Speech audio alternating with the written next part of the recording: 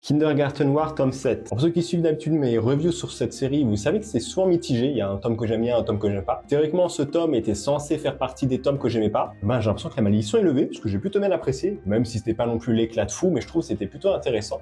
On a un peu le début de la fête de l'école avec les personnages qui vont croiser les premiers membres du coup, qui vont, enfin les premiers membres, les premiers parents d'élèves, les faux parents d'élèves et tout ça, qui vont essayer de s'infiltrer dans l'école pour essayer de tuer les enfants.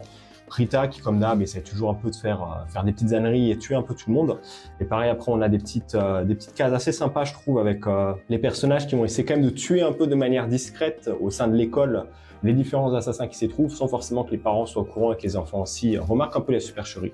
C'est assez sympa. Et après, on a un petit passage, gros passage avec des personnages, un groupe de 5 filles en costume de majordome qu'on voit ici, qui sont un peu les antagonistes de cet arc, même s'il y en aura peut-être d'autres un peu vu que l'arc a l'air de ressembler un peu à un des arcs de Chainsaw Man, j'ai l'impression, hein, pour ceux qui savent peut-être. Donc ouais, vraiment un peu des affrontements et tout ça. Et un passage assez sympa, je trouve, qui m'a bien plu, c'est Luc, du coup, ou Doug, non, il s'appelle comment? Il s'appelle Luc, l'ex-policier et tout ça, qui va parler de sa passion pour les shoujo. Est-ce que je trouve peut-être la page qui montre ça? Ouais, ça parlait de sa passion pour les shoujo, et vraiment, ça va pendant quelques pages à abréger de dialogue comme ça, c'était plutôt sympa. Ça reste un truc un peu comique, mais ça fait comique bien. Voilà, là, vraiment la grosse page je parle de plein de trucs. Ça reste un truc assez, je vais pas dire novateur, mais assez sympa à lire et vraiment qui décale un peu du ton de la série. Mais ouais, sinon ça reste à peu près sympa. On a quelques gimmicks de répétition aussi avec des personnages comme ça qui se balancent des bombes, qui se donnent des coups de poing, qui se donnent des coups de fusil.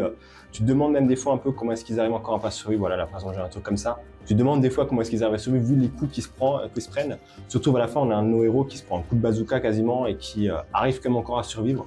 Il y a des choses, je me demande des fois un peu exactement comment est-ce que c'est possible.